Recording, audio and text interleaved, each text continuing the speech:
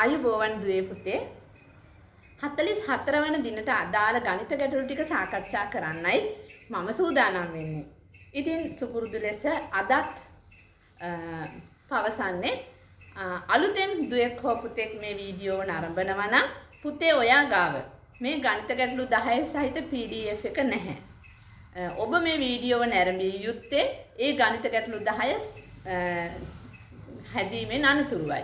ඉතින් ඔබටත් ඒ ගණිත ගැටලු 10 ලබා දෙන්න අපට පුළුවන් 077යි 222යි 36යි 98 කියන WhatsApp අංකයට yes කියලා මැසේජ් එකක් එවන්න.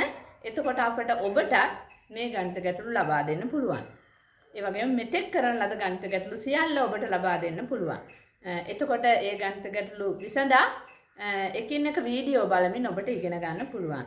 එහෙනම් දුවේ පුතේ ආරම්භ කරමු අද දවසට නියමිත ගණිත ගැටලු ටික සාකච්ඡා කරන්න. අදත් එකම වර්ගයේ ගණිත ගැටලු කීපයක් මම සූදානම් කරගෙන තියෙනවා. කාලය සම්බන්ධ ගැටලු. පාසලක විවිධ ප්‍රසංගයක් පැය 11:30ට ආරම්භ වී පැය 14:15ට අවසන් විය. විවිධ ප්‍රසංගයේ පැවැත්වුණු කාලය කොපමණද? දුවේ පුතේ මේ කාලය අතර වෙනස අපි හොයන්න ඕනේ. 14:15 11:30ක් අඩු කරලා අපිට මේ පිළිතුර ගන්න පුළුවන්.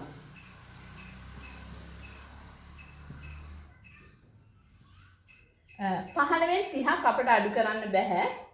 එතකොට අපි කරන්නේ මේ පැය වලින් එකක් මේ පැත්තට ගන්නවා. එතකොට විනාඩි 60යි. මේ විනාඩි 60යි විනාඩි 15යි විනාඩි 75ක් වෙනවා. 75න් 30ක් අඩු කරලා අපිට ගන්න පුළුවන්. 5න් බිංදුවක් 5යි 7න් 3ක් 4යි. 75න් 30ක් අඩු කරාම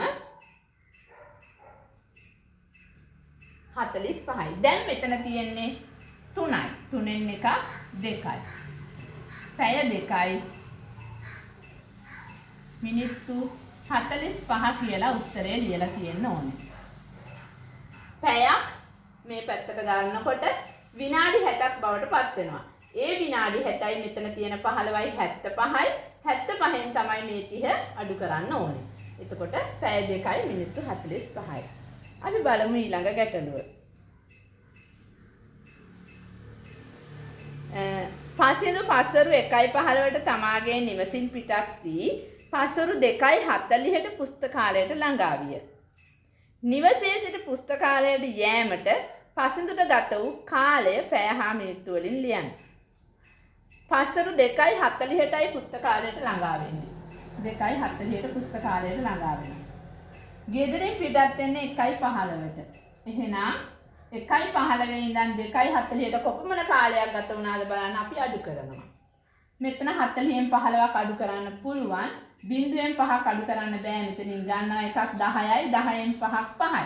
දැන් මෙතන 3යි 3න් එකක් 2යි. මෙතන 2යි 2න් එකක් 1යි. පැය 1යි මිනිත්තු 25 කියලා උත්තරේ තියෙනවා. පැය 1යි මිනිත්තු 25 කියලා. ඊළඟට දුවේ පුතේ ඒකම අහනවා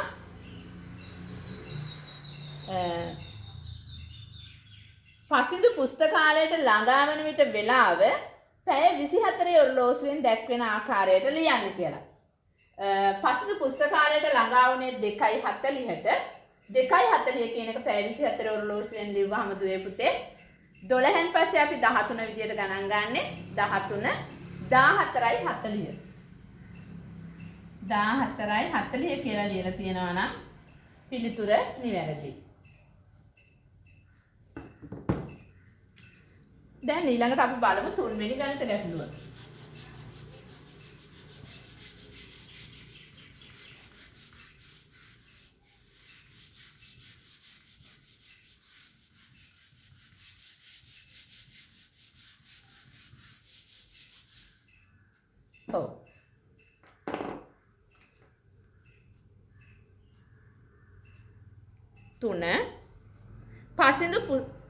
තුන පසින්දු පුස්තකාලයට ළඟා වෙන වෙලාවනේ අපි ඒක කරා 4 පස්වරු 7:45ට කොළඹින් පිටත් වූ බස් රථයක් පසු දින පෙරවරු 4:15ට යාපනයට ළඟා විය. ගමනට ගත වූ මුළු කාලය කොපමණද? දුවේ පුතේ පස්වරු 7:45 කියන්නේ මේක රාත්‍රී 7:45 එතකොට. පස්වරුවේ 7:45ක් වෙන එන්න විදියක් නැහැ රාත්‍රී 7:45. එතකොට මේක පහුවදා උදේ තමයි යාපනයට ළඟා වෙන්නේ. දැන් පුතේ මේ 7:45 ඉඳන් 12ට රාත්‍රී 12ට අපිට වෙලාව බලන්න පුළුවන් නේද? පස්වරු 7:45ටනේ පිටත් වෙන්නේ. පස්වරු 7:45ට කොළඹින් පිටත් වෙනවා. එතකොට පුතේ 7:45 ඉඳන් 8ට ඕගොල්ලෝ දන්නවා විනාඩි 15යි කියලා මේ. 7:45 ඉඳන් 8ට විනාඩි 15යි කියලා දන්නවා. ඊළඟට 8 ඉඳන් 12ට දැන් එතකොට පස්වරු 7:45 ඉඳන් 8ට විනාඩි 15යි. තව 8 ඉඳන් 12ට 9 10 11 12 12ට පැය 4යි. එහෙනම් පුතේ පස්වරු 7:45 ඉඳන් රෑ 12ට තියෙනවා පැය 4යි 15ක්. ඊළඟ රෑ 12 ඉඳන් පාන්දර 4යි 15ට තමයි යාපනයට ළඟා වෙන්නේ. යාපනයට ළඟා වෙනකොට වෙලාව පාන්දර 4යි 15යි පෙරවරු 4යි 15 කියන්නේ පාන්දර 4යි 15යි. එතකොට 12 ඉඳන් මධ්‍යම රාත්‍රී 12 ඉඳන් පෙරවරු 4යි 15ටත් තවත් තියෙනවා පැය 4යි 15ක්. එතකොට මෙන්න මේ වෙලාවල් දෙක එකතු කරාම අපිට එනවා 7:45 ඉඳන් 4:15 වෙනකන් ගත වෙච්ච කාලය. 15යි 15යි 30යි 4යි 4යි 8යි. පැය 8යි මිනිත්තු 30ක් ගත වෙලා තියෙනවා දුවේ පුතේ. මේක මධ්‍යම රාත්‍රිය පහු කරමින් යන නිසා අපි ප්‍රවේශමට 7:45 සිට 12 දක්වා වෙලාව බලනවා. 7:45 සිට 12 දක්වා. එතකොට 7:45 ඉඳන් 8 වෙනකම් විනාඩි 15යි 8 ඉඳන් 12ට 4යි 4යි 15ක් මේ වෙනකම් කාලය ගත වෙනවා. ඊළඟට මධ්‍යම රාත්‍රී 12 ඉඳන් පාන්දර 4යි 15 වෙනකම් තව පැය 4යි 15ක් තියෙනවා. මේ දෙකම එකතු කරාම පැය 8යි මිනිත්තු 30යි.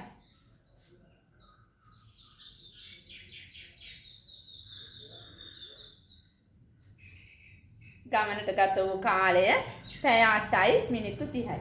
පහත දී ඇති දැන්වීම් පුවරුව ඇසුරෙන් පහත ප්‍රශ්න වලට පිළිතුරු සපයන්න. වෛද්‍යවරයෙක් බෙහෙත් දෙන වේලාව පිළිබඳව දැක්වෙනවා තොරතුරක්.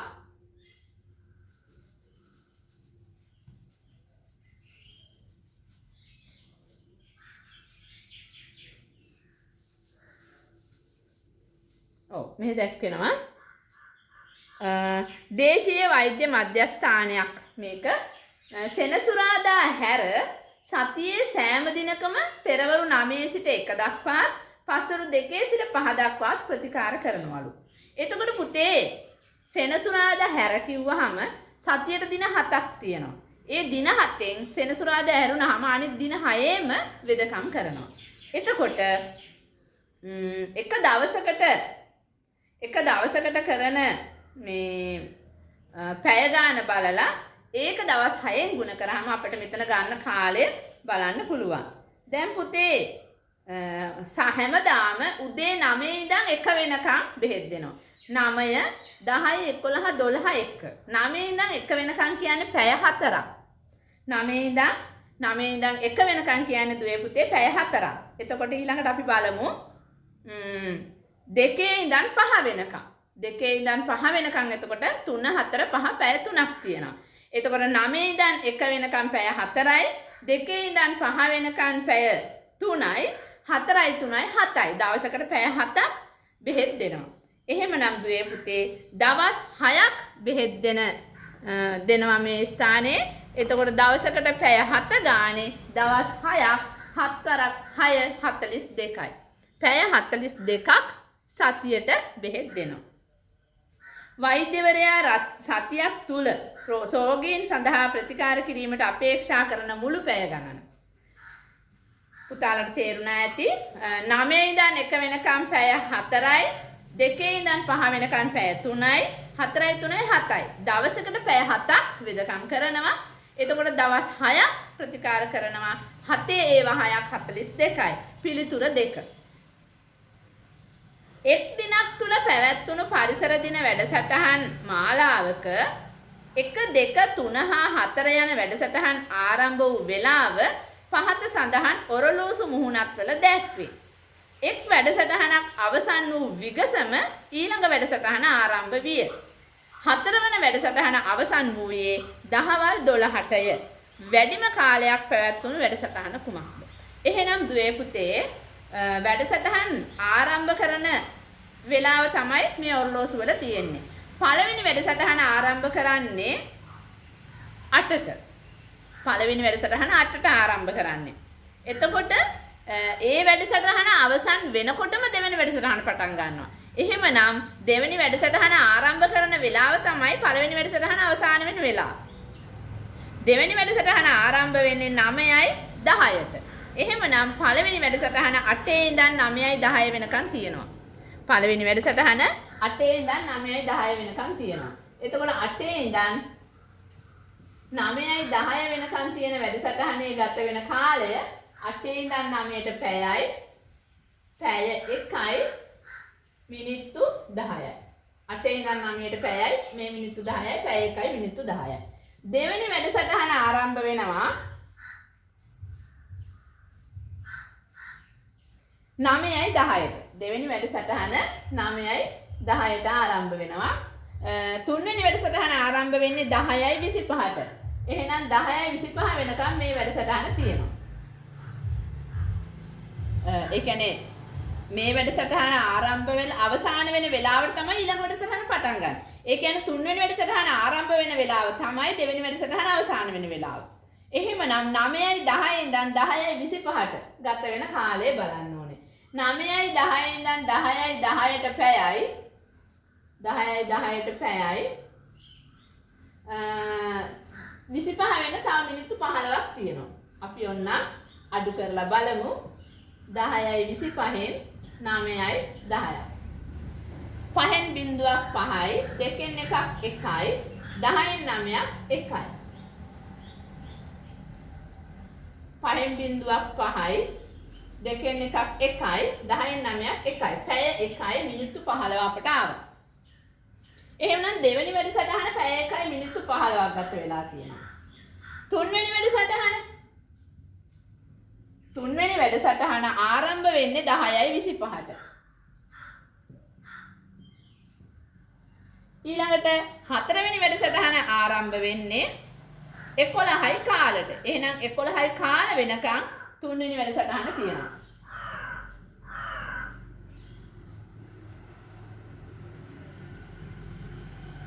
ඔව්. 10යි 25 ඉඳන් 11යි කාල වෙනකන්. 10යි 25 ඉඳන් 11යි 15 වෙනකන් කාලය.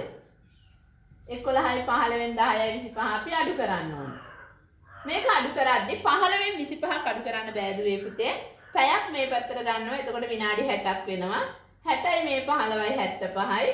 75න් 25 අඩු කරන්න ඕනේ. එතකොට එනවා 50.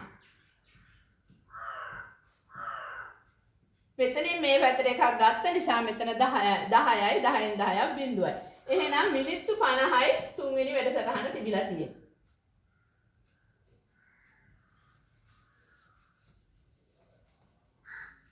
ඊළඟට දුවේ පුතේ හතරවෙනි වැඩසටහන ආරම්භ වෙලා තියෙන්නේ 11යි කාලට. 11යි 15ට. මේක අවසන් වුණේ 12ට කියලා මෙතන දීලා තියෙනවා. හතරවෙනි වැඩසටහන අවසන් වූයේ දවල් 12ට කියලා. එහෙමනම් 11යි 15 ඉඳන් 12ට. 15 ඉඳන් 12ට විනාඩි 45ක් තියෙනවා. මිනිත්තු 45යි. එහෙමනම් දුවේ පුතේ පළවෙනි වැඩසටහන පැය 1යි මිනිත්තු 10ක් පැවැත්වෙනවා. දෙවෙනි වැඩසටහන පැය 1යි මිනිත්තු 15ක්, තුන්වෙනි එක මිනිත්තු 50ක් සහ හතරවෙනි එක මිනිත්තු 45ක්. එහෙමනම් මෙතන අහන්නේ වැඩිම කාලයක් පැවැත්වුණු වැඩසටහන. වැඩිම කාලයක් පැවැත්වුණු වැඩසටහන දෙවන වැඩසටහන. ඒක පැය 1යි මිනිත්තු 15යි. වැඩිම වෙලාවක් ගත වෙච්ච වැඩසටහන පැය 1යි මිනිත්තු 15යි. තුන්වෙනි පිළිතුර. අපි බලමු දුවේ පුතේ 8 වෙනි ප්‍රශ්නය. ඒක ටිකක් විදුලි බුබුලු වැලක් නිල් කහ රතු ලෙසින් වර්ණ 3ක විදුලි බුබුලු දැල්වි. පිළිවෙලින් ඒවා තත්පර 2 4 6කට වරක් බැගින් පත්වේ. සවස 6ට එකවර බුබුලු දැල්විනි. යලි එකවර දැල් වෙන වේලාව කීයද?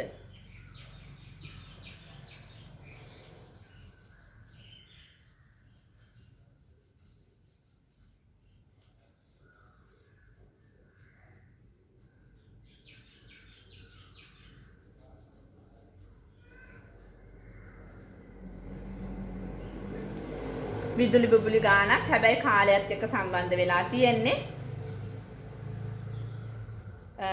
නිල් කහ රතු ලෙසින් වර්ණ තුනක් තියෙනවා. නිල් කහ රතු. නිල් කහ රතු ලෙසින් වර්ණ තුනක් තියෙනවා. පිළිවෙලින් ඒවා තත්පර 2 4 6. තත්පර 2 4 6 කට වරක් බැගින් පත්තු වෙනවලු. පළවෙනි නිල් පාට බල්බ් එක තත්පර 2න් 2කට පත්තු වෙනවා. කහ පාට බල්බ් එක තත්පර 4කට සැරයක්. රතු පාට බල්බ් එක තත්පර 6කට සැරයක් දැල් වෙනවලු. සවස 6ට සියලු බුබුලු එකවර දැල්විනි. හවස 6ට සියලු බුබුලු එකවර දැල්ුණාලු. එහෙමනම් පුතේ නිල් පාට බල්බ් එක දැල් වෙන්නේ ඊළඟට 6යි 2ට. ඊළඟට 6යි 4ට. ඊළඟට 6යි 6ට. ඊළඟට 6යි 8ට. ඊළඟට 6යි 10ට. ඔය විදියට තත්පර 2න් 2. කහ පාට බල්බ් එක දැල් වෙන්නේ 6න් පස්සේ 6යි 4ට ඊළඟට. ඊළඟට 6යි 8ට. ඊළඟට 6යි 12ට. ඔය විදියට. ඊළඟට පුතේ රතු පාට බල්බ් එක දැල් වෙන්නේ 6න් පස්සේ 6යි 6ට. 6යි 12ට. ඔය විදියට. එතකොට දුවේ පුතේ බලන්න පළවෙනි වරට 6ට දැල් වෙනවා බල්බ් ටික. ඊට පස්සේ නැවත එකවර දැල් වෙන එකම වෙලාව. මෙතන 4 තියෙනවා 6යි 4 තියෙනවා මෙතන නැහැ. මෙතන 6යි 6 තියෙනවා මෙතන 6යි 6 නැහැ. මෙතන තියෙනවා. මෙතන 6යි 12 තියෙනවා මෙතනත් 6යි 12 තියෙනවා. මෙතන 6යි ඊළඟට පත්තු වෙන්නේ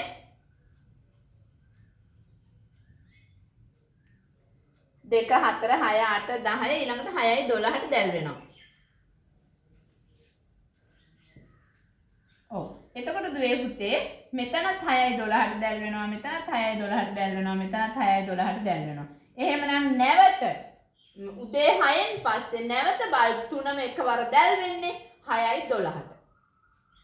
මේ විදිහට තත්පර 2න් 2 4න් 4 6න් 6 යද්දි නැවත 6යි 12ට තමයි එකවර බල්බ් තුනම දැල් වෙන්නේ.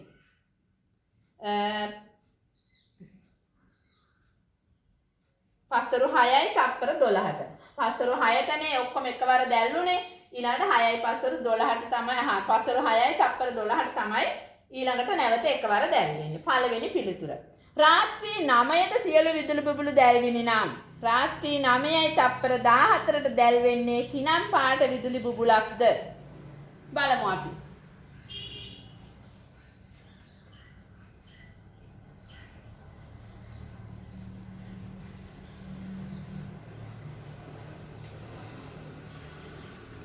රාත්‍රී 9ට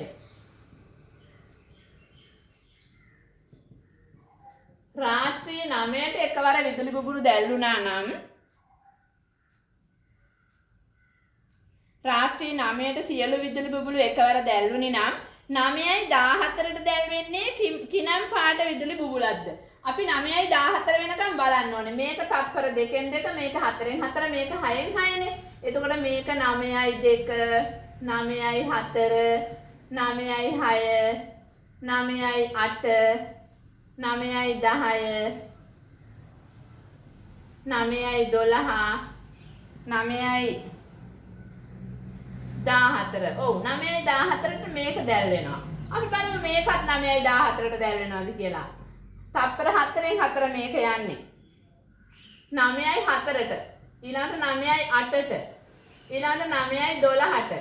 ඊළඟට 9යි 16ට. මේක දැල් වෙන්නේ නැහැ පුතේ 9යි 14ට. 4 වරක් 3 12යි 14 බෙදෙන්නේ නැහැ. ඊළඟට මේක බලන්න. 9යි 6.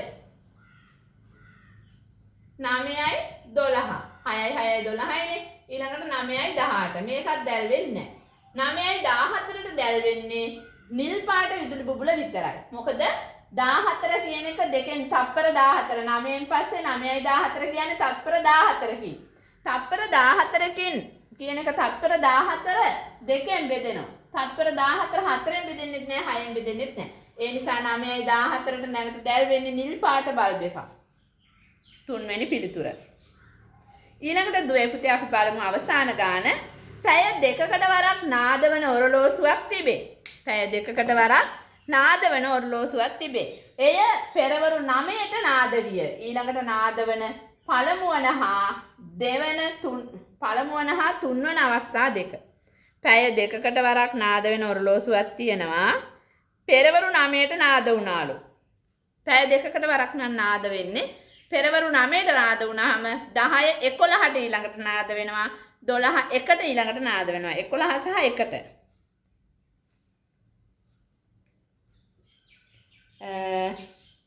දැන් 9ට නාද වෙච්ච ඔරලෝසුව 9ට නාද වෙච්ච ඔරලෝසුව පැය දෙකකින් ආයේ ඊළඟට නාද වෙන්නේ 11ට. ඔන්න 9න් පස්සේ පළවෙනි වරට නාද වෙනවා 11ට. ඊළඟට නාද වෙන පළමු හා තුන්වන අවස්ථාව. ඔන්න ඊළඟට නාද වෙන පළමු අවස්ථාව. ඊළඟට නාද වෙන දෙවන අවස්ථාව බලන්න තව දෙකක් එකතු කරනවා. 11 12 1 නේද? පැය දෙකන්නේ මෙතන 11 12 1. ඊළඟට දෙවනුව නාද වෙන්නේ 1ට. ඊළඟට තෙවනුව නාද වෙන්නේ මේකටත් දෙකක් එකතු කරනවා 3යි.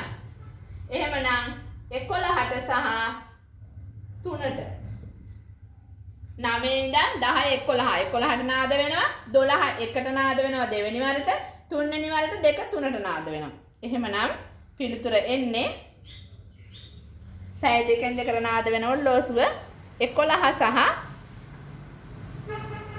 3. පෙරවරු 11 සහ පස්වරු 3.